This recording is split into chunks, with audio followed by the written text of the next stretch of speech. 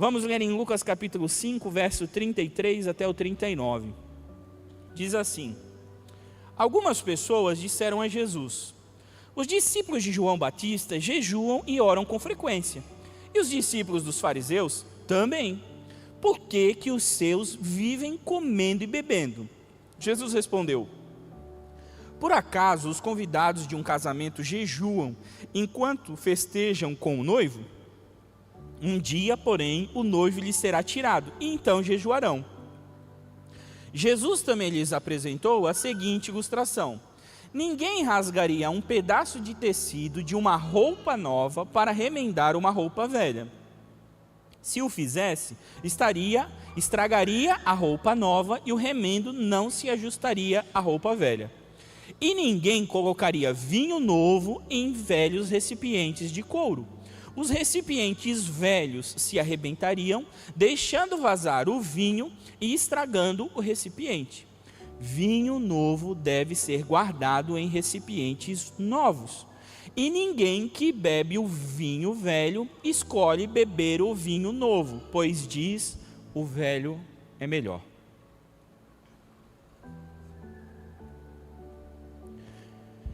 Irmãos, no começo do seu ministério, Jesus está ainda escolhendo discípulos. Ele passa na frente da coletoria, vê Levi, chamado Mateus, e diz: segue-me. E Mateus obedece o chamado do Senhor e segue Jesus.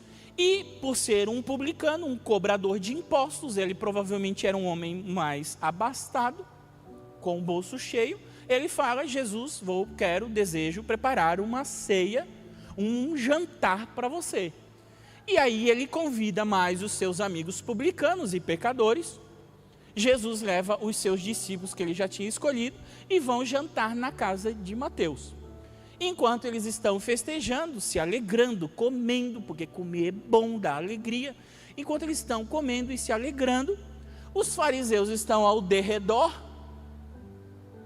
Tem outra pessoa que fica ao nosso derredor? Os fariseus estão, os fariseus, os escribas, os religiosos estão ao derredor, olhando tudo aquilo. E aquela alegria daquela festa, daquela janta, daquela ceia, parece incomodar os religiosos a ponto deles perguntarem: por que que os discípulos de Jesus vivem comendo, quando os discípulos dos fariseus e os discípulos de João Batista estão jejuando? Por que que nós, os religiosos, estamos jejuando? E por que que vocês estão comendo e se alegrando? E aí Jesus dá uma resposta, faz uma analogia para eles, e dá uma resposta objetiva à pergunta superficial feita. Jesus fala: olha, no casamento, o noivo, que sou eu, quando o noivo está junto, num casamento, numa festa de casamento, né? E eu preciso que você pense que a festa de casamento lá durava 3 a mais dias, né? Não era as 2, 3 horinhas do nosso casamento. Então, num casamento, numa festa de casamento, não faz sentido que o noivo e os amigos do noivo jejuem, porque é um momento de celebração. E eles precisam comer. Mas quando o noivo for tirado, e aí Jesus estava falando da sua morte, da sua ressurreição e da sua assunção ao céu, quando o noivo for tirado, então eles vão jejuar. Jesus não estava condenando a prática do jejum, nem dizendo que não era para nós fazer, mas estava dando uma resposta através de uma analogia, né? Estava citando o casamento, o noivo, uma celebração, uma alegria, para responder o questionamento dos fariseus. E essa resposta respondeu objetivamente a pergunta superficial. E aí Jesus decide aprofundar a questão. Porque superficialmente parecia que aqueles fariseus e aqueles religiosos, eu vou resumir como religiosos, estavam questionando apenas uma prática. Parecia que eles só queriam saber mesmo do jejum. Mas Jesus queria mostrar para eles que haviam coisas no coração deles e na vida deles e na espiritualidade deles muito mais profunda que eles não estavam questionando e muito mais problemática. E aí Jesus propõe 2 ilustrações. Jesus propõe a ilustração do da roupa nova, que não se pega uma roupa nova, uma túnica nova, e rasga um pedaço dela para consertar uma túnica velha, ao mesmo tempo que também não se pega o vinho novo e coloca em odres velhos.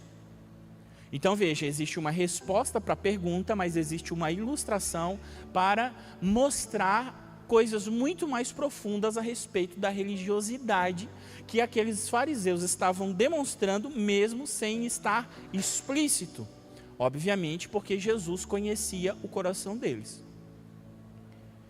Às vezes nós, por sermos um pouquinho mais modernos, ou por sermos um pouquinho mais descolados, ou por não estarmos aqui na igreja de terno e gravata, ou por não termos usos e costumes, não deixarmos o cabelo até o pé, ou por sermos liberais em algumas coisas, a gente acredita que há muito pouca religiosidade no nosso coração. E, na maioria das vezes, nós estamos redondamente, completamente enganados, porque dentro de cada um de nós existe um fariseu religioso querendo sempre dar um pitaco, falar alguma coisa, instruir algum rito, alguma metodologia, alguma prática e olhar para alguém de maneira religiosa. Então, às vezes, a aparência da modernidade não é o que determina a religiosidade dentro do seu coração. Nós também temos a mania de pensar que pessoas que estão muito tempo na igreja, supostamente por estar muito tempo na igreja, seriam mais religiosos ainda.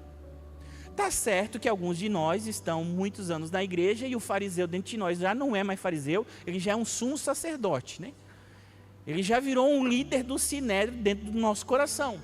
Mas às vezes você que chegou ontem na igreja também tem uma religiosidade profunda na sua alma.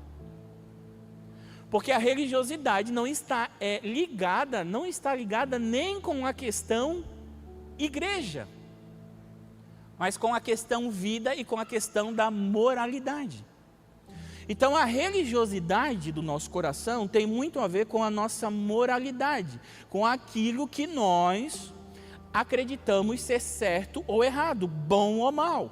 Quando você vai para o livro de Gênesis, você percebe que Deus fala, não come da árvore do bem e do mal. Ou seja, enquanto Adão estava no estado do propósito de Deus, né, naquilo que às vezes a gente chama de perfeição, ele não conhecia o bem e o mal, logo Adão não tinha moral. Adão foi dar o nome para os animais ou fazer alguma coisa, ele não pensava se aquilo que ele estava fazendo era certo ou errado, porque ele não conhecia o bem e o mal, ele não era um ser moral. Ele só começou a ser um ser moral depois que ele comeu da árvore do conhecimento do bem e do mal, porque daí ele começou a conhecer o bem e o mal. E conhecendo o bem e do mal, ele virou automaticamente um religioso, porque Deus chegou e falou, Adão, e ele se escondeu. E aí ele começou a usar subterfúgios. E aí ele começou a navegar por águas antes não navegadas. E aí ele teve medo. E aí ele se sentiu culpado. Por quê? Porque ele percebeu que fez um mal. Porque ele teve um sentimento no seu coração de que ele estava cometendo uma maldade. Mas quando o Senhor Jesus morre por nós, ele paga a nossa culpa, o sacrifício dele retira a nossa culpa de nós. Então, na nossa relação com Deus, nós não deveríamos mais levar a nossa moralidade diante de Deus. Senhor, olha só como eu sei discernir entre o bem e o mal. Olha só como eu faço coisas boas. Eu fiz algumas coisas erradas, mas as coisas boas são maiores que as erradas. Então nós começamos, e esse fariseu dentro de nós, esse religioso dentro de nós, ele insiste em uma relação com Deus, sempre trabalhar a partir de algum tipo de moralidade. Por isso que às vezes você comete um pecado reiterado várias vezes, e aí às vezes você fica até com vergonha de orar. Porque na sua moralidade você pensa, meu Deus, eu errei de novo, eu acho que Jesus nem vai me escutar, de tanto que eu já cometi esse pecado. Porque você pensa que Jesus está olhando para a sua moralidade, tentando encontrar na sua moralidade alguma coisa de boa. Mas Jesus morreu justamente porque você não tem moral. Por que Jesus morreu por nós? Porque se nós tivesse moral, não precisava que Jesus morresse. Então Jesus morreu porque nós não temos moral. Então nós não temos moral para chegar diante de Deus. Mas Jesus fez esse caminho por nós. Então vamos lá. Estabelece aqui. A religiosidade interna do coração diz respeito a religiosidade do nosso coração, o fariseu que habita em nós, diz respeito à nossa moralidade. E a nossa tentativa de sermos e de parecermos moralmente aceitáveis diante das pessoas e também parecermos moralmente aceitos diante de Deus, para que supostamente, às vezes a gente fala, a nossa oração passe do teto. Às vezes a gente olha umas pessoas e a gente diz, a oração desse cara não passa do teto. Porque o que nós estamos olhando? A moral dele. Mas Deus está olhando a moral? Não faz sentido. Não faz sentido, porque Jesus morreu porque não tinha moral. Então imagine esse fariseu aqui. E aí internamente ele trabalha com a moral. E externamente ele trabalha com o quê? Com práticas, com ritos, com metodologias. Ele precisa de um ritual, ele precisa de uma prática, para que externamente ele pareça aceitável. Então os fariseus, eles tinham muitas e muitas práticas externas. Tinham muitas coisas externas que eles faziam. Inclusive até às vezes, você já viu um judeu ortodoxo, que a gente chama, né, que ele tem aquele chapéu preto, e às vezes ele deixa o cabelo crescer aqui, e ele deixa crescer e vem uma franjinha por aqui, e ele vai deixando crescer, porque aquilo faz parte da religiosidade dele. Porque às vezes a barba não cresce muito. Às vezes, né, tem um homem que, ele não, mesmo que ele queira, a barba não cresce muito. Aí o que eles fazem quando a barba não cresce muito? Ele deixa o cabelo crescer, para pelo menos o cabelo aqui do... Como é que é o nome disso aqui? Costeleta. Aí ele deixa a costeleta, ele deixa o cabelo crescer aqui. Então ele tem várias práticas externas. E nesse momento, os fariseus estão confrontando a alegria de Jesus e dos seus discípulos com uma prática externa. Mas Jesus está respondendo eles, tanto corrigindo a questão da prática externa. Ei, agora não é hora de jejuar. Jejuar é bom, mas agora não é hora, porque o noivo está na festa. Agora não é hora. E depois Jesus vai para as profundezas do coração.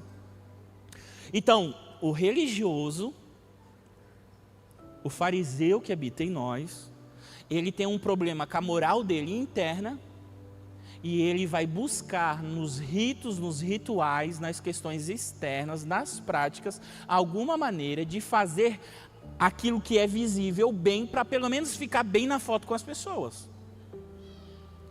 Então, hoje preciso ir no culto, eu vou no culto. Eu preciso ofertar, porque senão, cara, se eu não der pelo menos alguma coisa na oferta, eu não vou ficar bem na minha religiosidade. Então eu vou ofertar, eu não vou ofertar porque é propósito, porque é em obediência a Deus, não, eu vou ofertar porque eu preciso estar moralmente aceitável dentro da minha religiosidade. Então eu vou procurando práticas.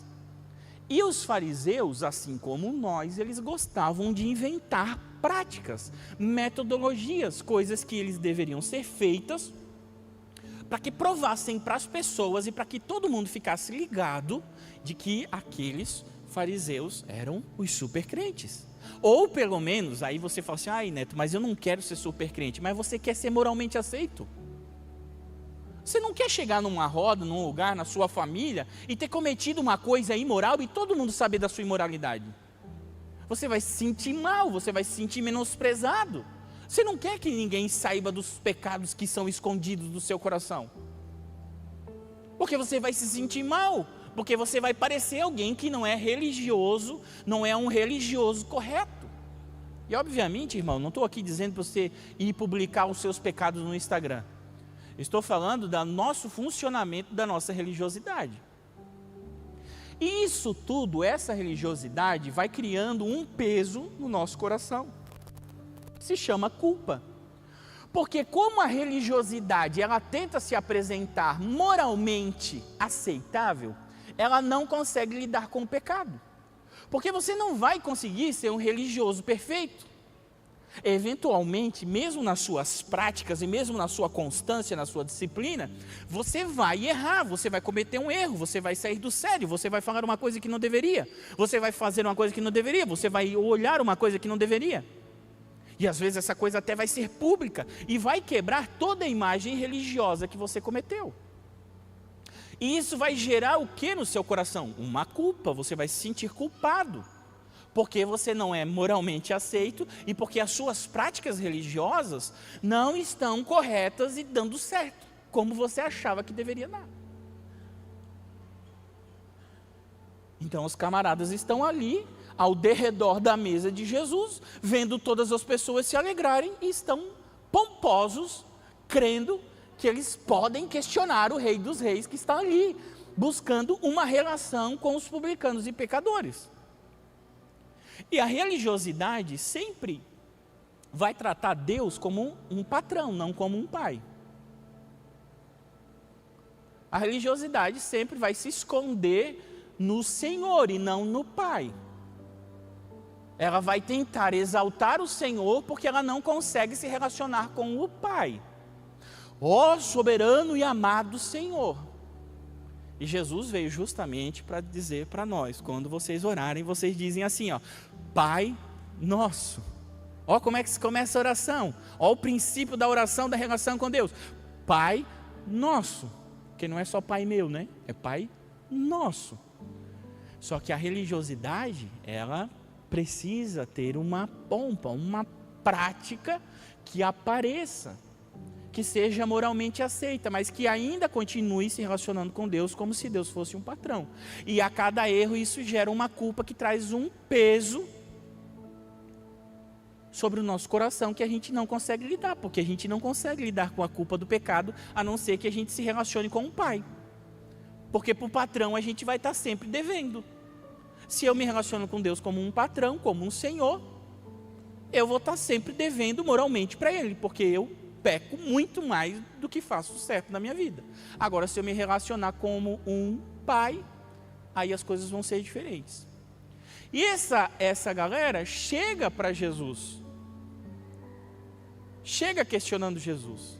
E é interessante também, irmão, pensar que a religiosidade dentro do nosso coração, ela cria estereótipos a respeito daquilo que é espiritual. A religiosidade dentro do nosso coração cria estereótipos externos daquilo que seria algo espiritual. Hoje de manhã eu vou contar para vocês algo que Jesus fez comigo, assim, para quebrar, ainda tem um monte de coisa para quebrar de religiosidade dentro do meu coração, mas deu uma quebrada assim. Nós fomos fazer um evento em São Paulo, lá em 2023. O pastor Rob e a pastora Cris foram, era um evento de negócio, mas eles foram e conheceram um profeta. Aí falaram assim, nós vamos lá na casa do profeta. Eu falei, pelo amor de Deus, me arruma um lugar no carro. Deixa o evento para lá, deixa o trabalho para lá, me arruma um lugar no carro para ir para a casa desse profeta. Estamos aqui em São Paulo, já vim de Criciúma para São Paulo, estamos aqui, estamos na chuva, vamos se molhar. Disse, não, tá bom, tem lugar no carro, vamos lá. Irmão, tu sabe que eu, fui criado debaixo do banco da Assembleia. O profeta, irmão, às vezes era o crente mais pobre da igreja. As irmãs do Circo da Oração, aquelas pentecostal canela de fogo, elas eram até meio arcadinhas, de tanta humildade. Tinha o coque aqui e era aquela coisa humilde. E tu ia na casa do profeta, tu levava um sacolão para ajudar o profeta, porque o profeta, ele na vez não tinha nem o que comer. Ele era uma bênção e a gente fazia um cálculo, tá certo, é porque Deus usa muito ele, então aí realmente ele não pode ter dinheiro. Porque ou tem dinheiro ou tem a presença de Deus. Estou falando de mim, irmão, não estou falando de ti. Aí assim, não, vamos, não, tem carona para ti, Neto, vamos junto. Aonde é que é a casa do profeta? Não, é em Alphaville. Se fosse em Alfavela, eu ficaria de boa. A minha religiosidade estaria intacta. Não, eu tenho que subir um morro, até meio perigoso. Mas mostra uma Bíblia que os traficantes deixam entrar. Glória a Deus, então vamos. Não, é lá em Alphaville. Eu falei assim, meu Deus, Jesus. Será que tem rico crente? Jesus, eu. Não tu, eu. Aí cheguei. Uma mansão, irmão? Uma mansão. A sala, o pé direito da sala dava quase a altura da nossa igreja. Tinha lugar para caber o céu dentro daquela sala. Aí falando, e aí começamos a conversar, e aí até já levei um choque, porque ele falava normal, Ele falava normal, Ivoni. Oi, tudo bem, como vai, né? Eu pensei que ele ia fazer uns trejeitos, que ele ia fazer uma coisa assim. Não. Boa noite, tudo bem? Como é que foi a viagem? Como é que foi as coisas? Como é que está um evento? Ah, vamos fazer um evento de negócio, tal. Ah, o que o profeta trabalha? Ah, não, o profeta é arquiteto. E o profeta, ele vende só para rico. Aí eu falei assim, meu Deus, tem profeta arquiteto na Bíblia? Eliseu, será que ele fez o projeto do quartinho que a viúva construiu para ele? Porque daí o religioso, que aí sabe um pouquinho da Bíblia, às vezes ele vai para a Bíblia para tentar encontrar alguma coisa que demete na religiosidade dele. Não, eu faço projetos, eu sou arquiteto, faço projetos só para rico. Né? E eu mobilio a casa dos ricos, eles só vêm, chegam para mim e falam, eu preciso da casa mobiliada, e ele vai lá e mobília a casa inteira. E obviamente não é na Casas Bahia que ele vai. E tudo aquilo confrontando o meu coração, né? Mas eu já comigo, será que vai sair uma profecia aí? Ah, vamos jantar. Ó, gente, eu preparei hoje para vocês, porque eu também sou chefe. Ô, irmão, o profeta é rico, é arquiteto, e aí vai me dizer que fez gastronomia e é chefe. E ele que fez a comida para nós. E aí ele falou assim, não, porque aqui tem um bacalhau, tal, e aqui tem outras coisas. Eu falei assim, ô Jesus, é para trabalhar no meu coração mesmo, né? Eu já não tinha nem visto profeta rico, daí agora eu já vi rico, arquiteto,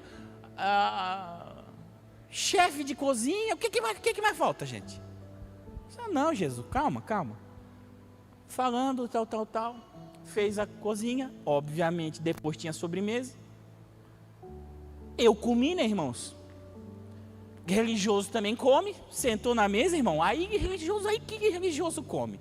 Eu aproveitei aquele momento, mas no meu coração havia vários estereótipos, porque a religiosidade do meu coração, o meio onde eu fui criado, me deu vários estereótipos do que supostamente seria um homem de Deus, daquilo que supostamente seria um profeta. E aquelas coisas começaram a desencaixar dos meus estereótipos religiosos a respeito do que é ser um profeta. E depois de comer bastante, glórias a Deus por isso, comer uma sobremesa, que é de Deus também, eu falei assim, agora vamos lá para a sala que eu falei para vocês do pé direito, né? Vamos lá para a sala. Vamos lá para a sala. Agora eu já comi, já estou quase satisfeito. Já fui totalmente impactado. Quando eu cheguei na sala, 2 palavrinhas, começou aquela língua estranha de antigamente.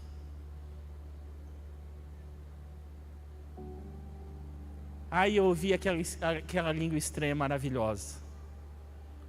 E aí Jesus trabalhando no meu coração.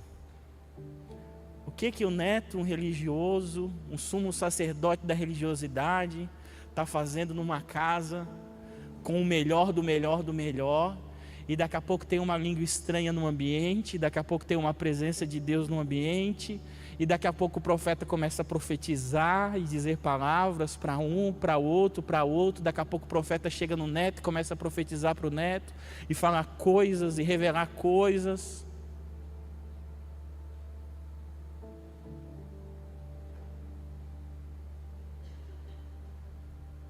A religiosidade vai criando estereótipos. E às vezes a nossa falta de relação com as pessoas não deixa que esses estereótipos sejam quebrados. E aí a gente vai olhando para as pessoas e tem preconceitos a respeito das pessoas, a respeito daquilo que é ser crente, a respeito daquilo que é ser espiritual, a respeito daquilo que é ser bem sucedido, a respeito daquilo que é ter um bom casamento, uma boa família. Porque foram feitas práticas, rituais, religiosidades que criaram no nosso coração. E Jesus está nos falando, Jesus está nos dizendo que existe uma roupa nova, e essa roupa nova não será cortada para remendar qualquer roupa velha. Jesus não estava querendo nessa situação de alguma forma me consertar, Jesus estava querendo me cortar. Jesus estava querendo mostrar para mim que pobreza ou riqueza não diz respeito à espiritualidade.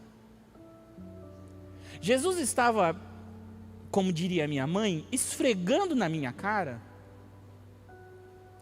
que uma coisa é uma coisa, outra coisa é outra coisa. E de que às vezes a gente mistura, e às vezes até a gente pensa que rico não precisa de Jesus. Porque às vezes parece que o verdadeiro evangelho é ir lá na favela entregar um sacolão de alimento. E aí quando uma igreja faz um sacolão de alimento, a gente diz, esse é o verdadeiro evangelho, o sangue de Jesus tem poder.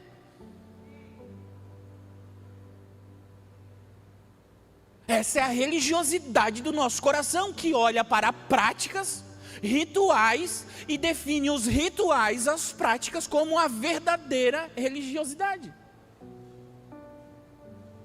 E aí nós precisamos ser confrontados, e despidos da nossa religiosidade. Por quê? Porque Jesus muda a perspectiva naquele momento. Os fariseus estavam olhando e eles estavam pedindo tristeza. Cadê a tristeza no meio de vocês? Vocês estão muito alegres, vocês estão comendo. Não era para você estar comendo. Quando Jesus ensinou sobre o jejum, ele falou assim, ó, quando vocês jejuar, vocês não fazem igual os fariseus, que ficam com o rosto triste, que ficam se condoendo, jogam pano de saco e se vestem de pano de saco e jogam cinza sobre a cabeça, para que todo mundo veja que eles estão jejuando. Lava o seu rosto, fica direito e ninguém precisa saber que você está jejuando. Não é que é pecado, tá, irmão? Os outros saberem que você está jejuando. Mas você não precisa anunciar para ninguém e você tem que estar bem. Porque essa não era para ser uma prática de tristeza, é para ser uma prática espiritual buscando uma alegria.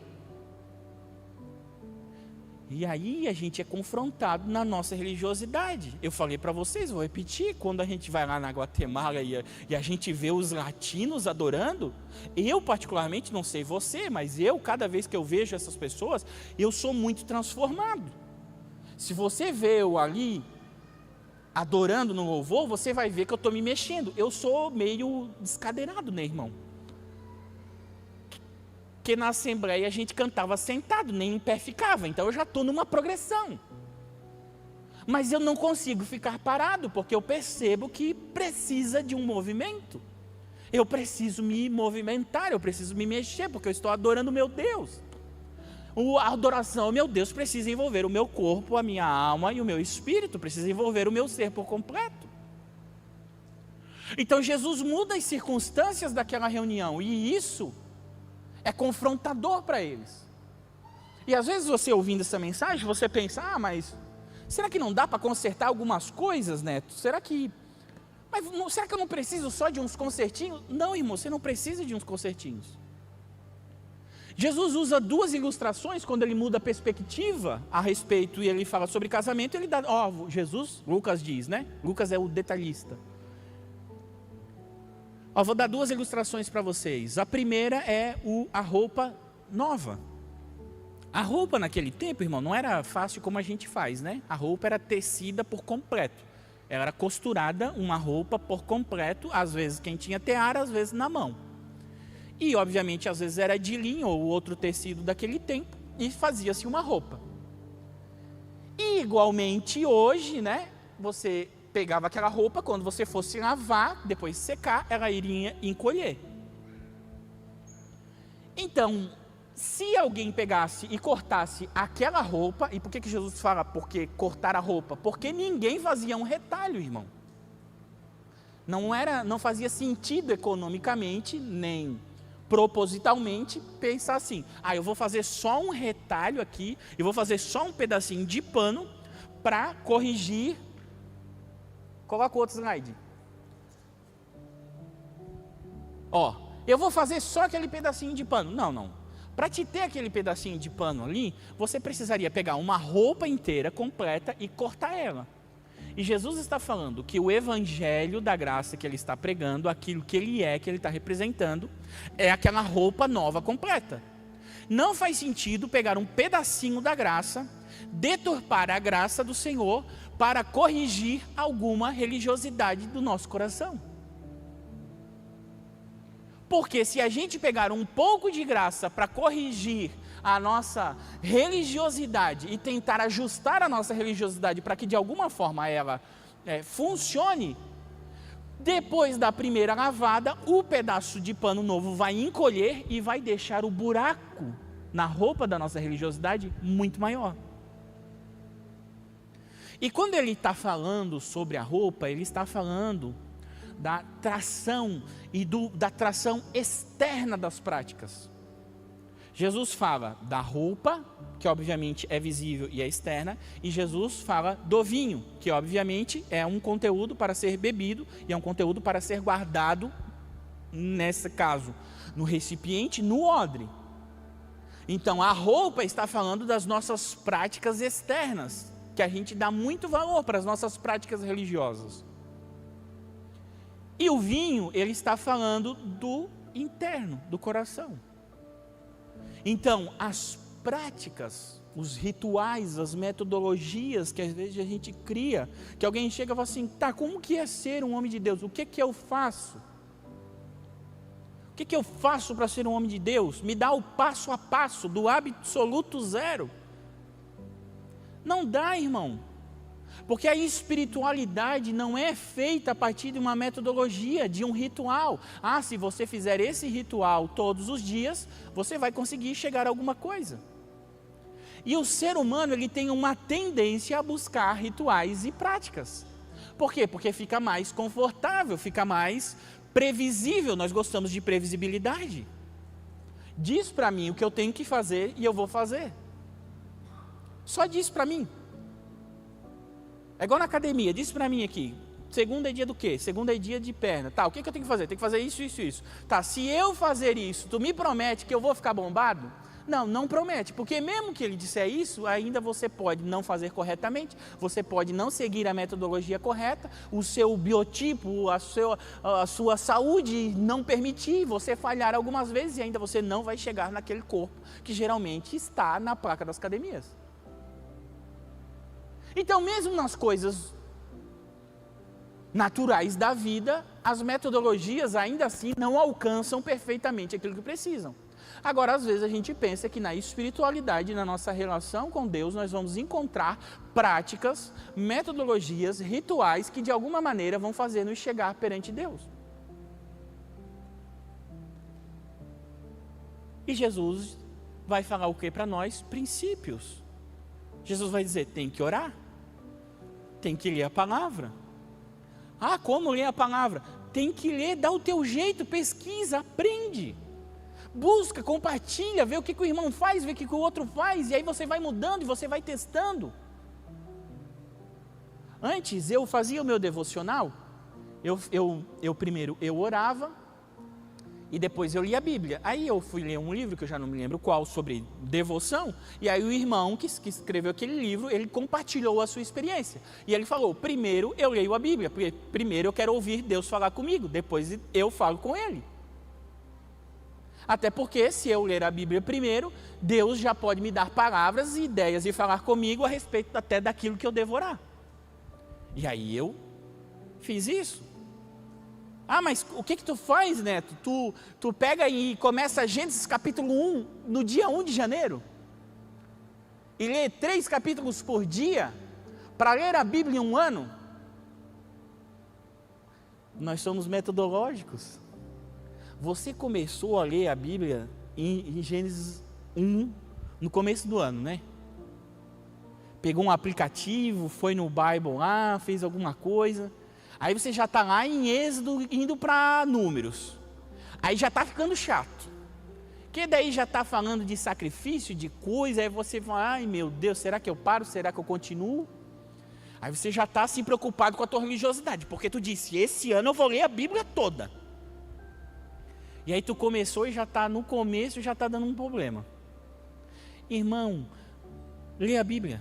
Pode ser desse jeito ou de qualquer outro jeito. Ora, irmão. Lê a Bíblia. Vai aprendendo devagarinho, vai experimentando, vai fazendo diferente. Para de tentar achar uma prática, um ritual fechado, único, exclusivo, que de alguma maneira, sabe que às vezes a gente na nossa espiritualidade, a gente parece que quer emagrecer, né? Apesar que o monjaro chegou, irmão. Hoje ninguém mais tem problema de emagrecer, só tem problema de dinheiro. Só não emagrece quem não tem dinheiro, irmão. Se tem monjaro, emagrece. Mas antes do monjaro, antes do Ozempic, aí não tinha tanta facilidade. E aí você viu que sempre tinha uma receita mágica do emagrecimento? E aí a gente ia num lugar e falava assim, sabe por que tu não emagrece? Porque tu não faz isso, isso, isso, aquilo. Aí tu fazia isso, isso, aquilo, aí tu não emagrecia. Aí tu vinha para cá e aí tu procurava e achava outra metodologia. E aí a gente faz isso com a nossa espiritualidade, a gente pensa, qual é a metodologia correta para mim fazer? O que eu preciso nas práticas religiosas? Tem que ser às 7. Se for 7h15 já não dá. Se for de noite, se for de tarde, se for de manhã. Se for de joelho, se for em pé, se for sentado, irmão.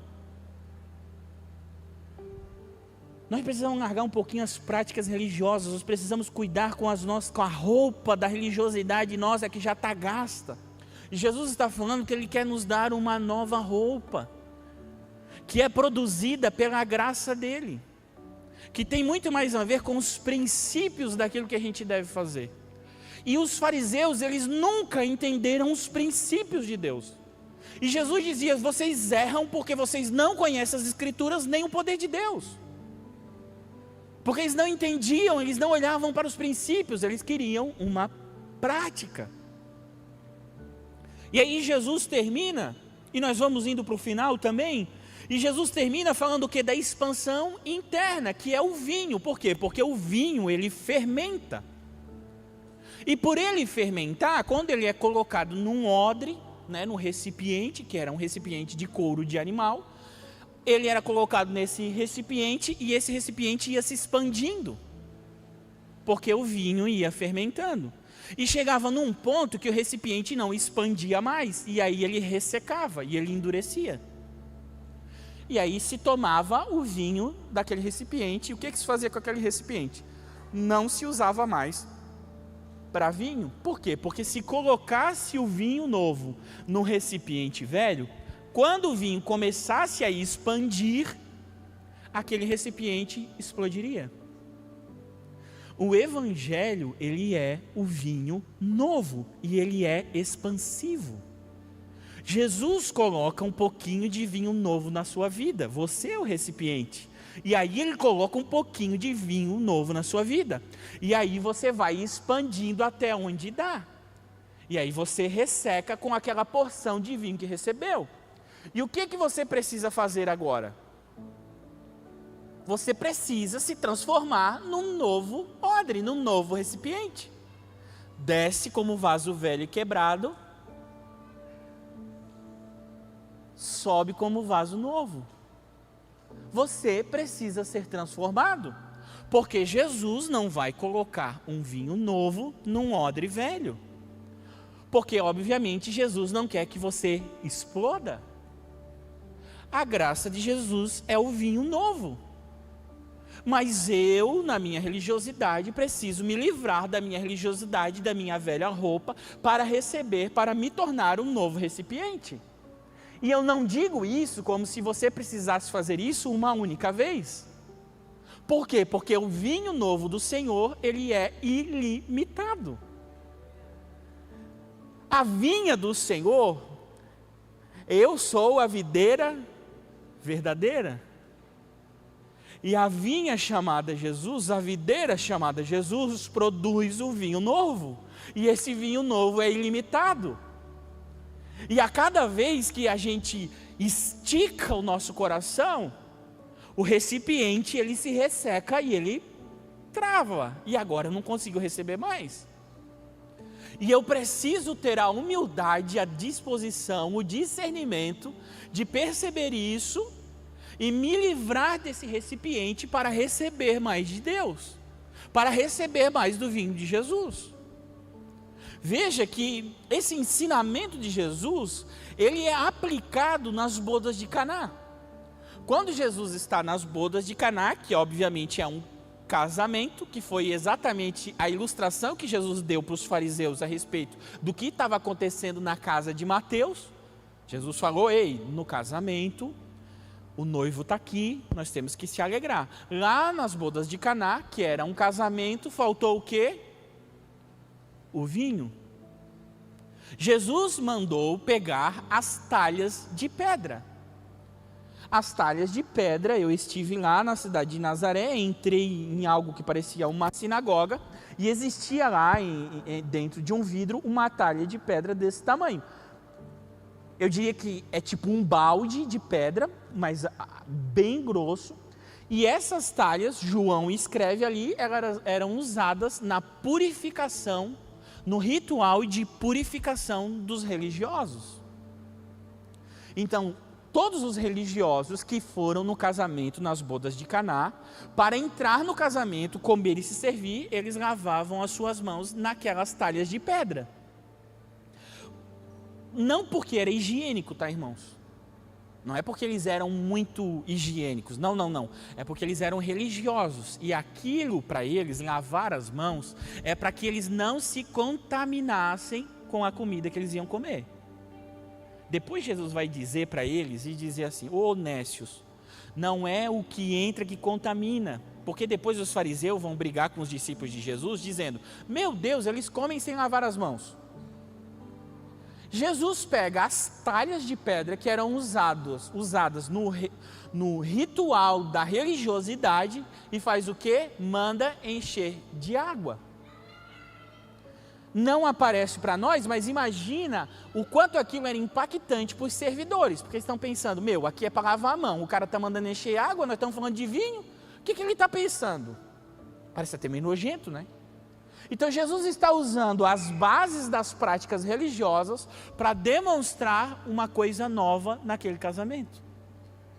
Ele enche aquelas talhas de água e fala para os servidores, agora pega essa água e leva para o mestre-sala, para o sommelier do casamento, provar esse vinho para ver o que ele diz.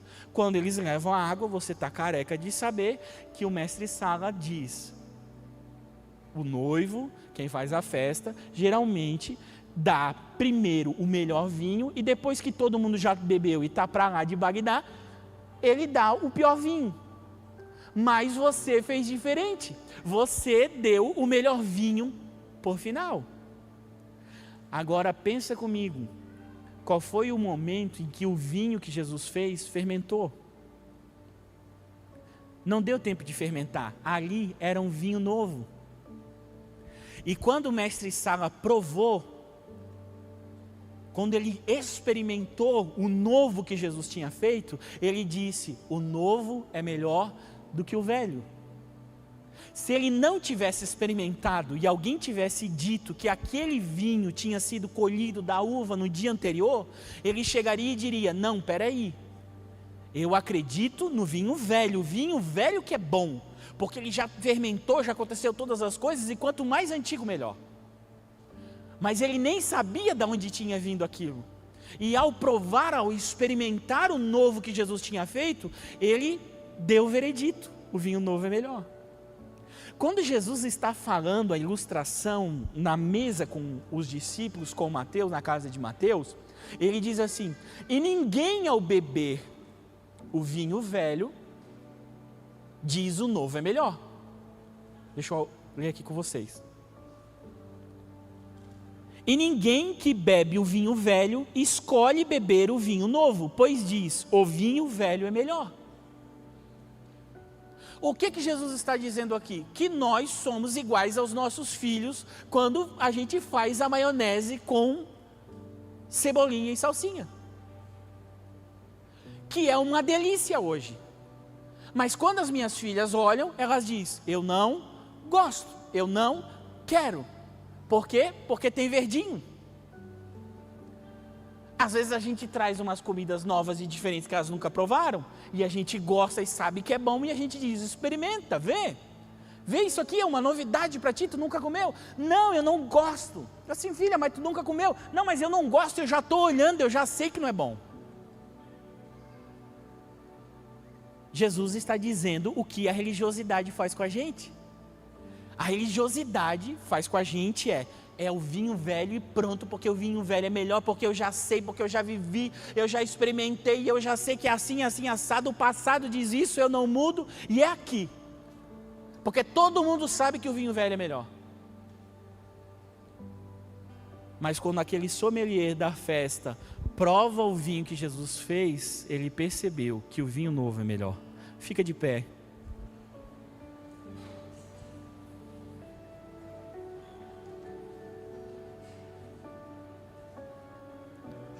Jesus não tem problema com milagre.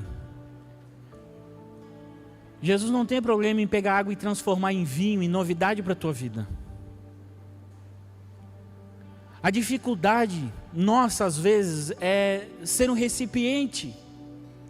A dificuldade nossa é ser um odre que possa receber o novo de Deus.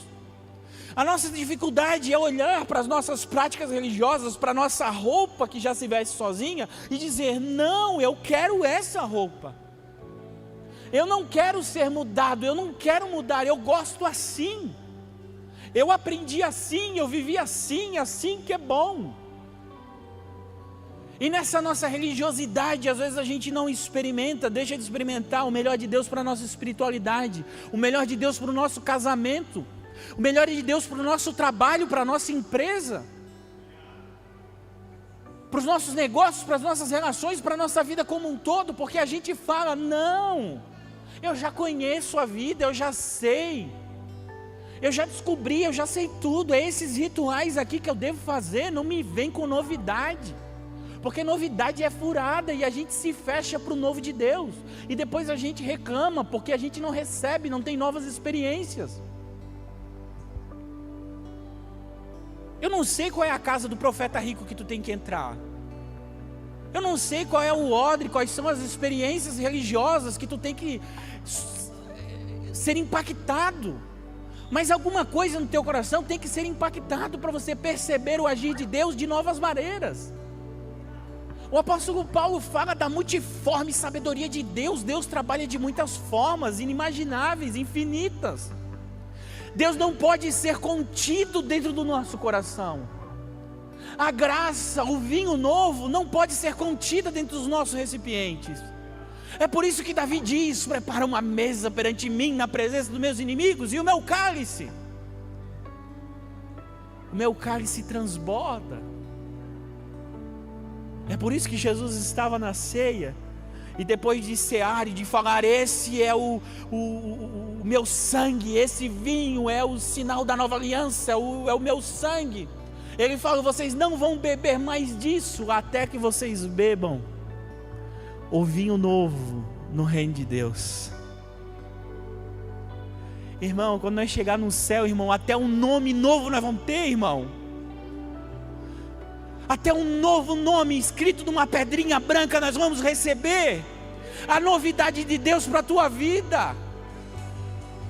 A novidade de Deus para a tua vida, irmão. Aceite, receba. Fecha os teus olhos, vamos cantar.